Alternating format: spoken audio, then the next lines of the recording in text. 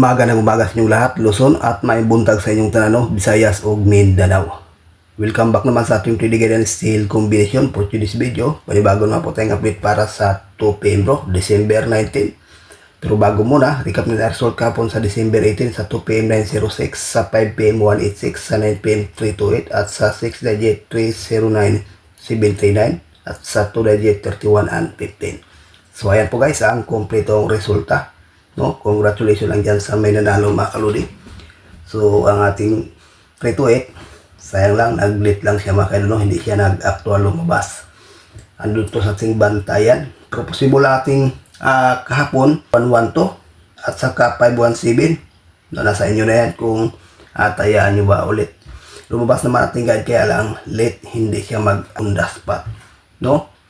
So ngayon, may share naman po tayong guide para sa 2 PM bro at recombination mga ka-idol.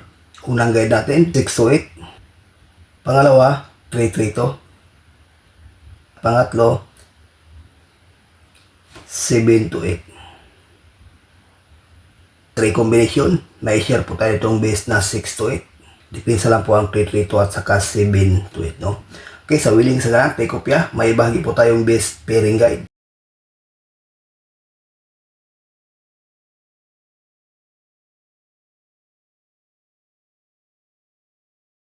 Trito 7228, yan po ang ating base pair para sa ngayong araw sa 3D National Luzon, Visayas, Mindanao.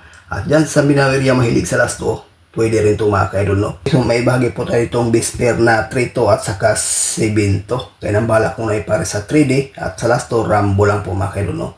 Maganda to, although lang mga kaidol. Tawiling sa gahan mga katres, paikopya, may share po tayong lucky pick.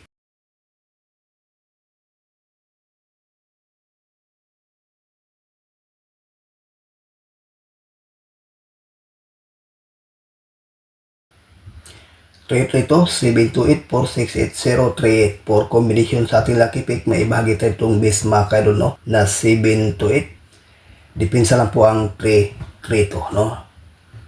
So, ayan po guys. Maganda to sa old draw mga kalori. Itong 468 at saka 038, 5 PM at saka 9 PM. Okay, so ayan po guys ang ating regular update para sa ngayong araw. Good luck and hope to win. Bye-bye.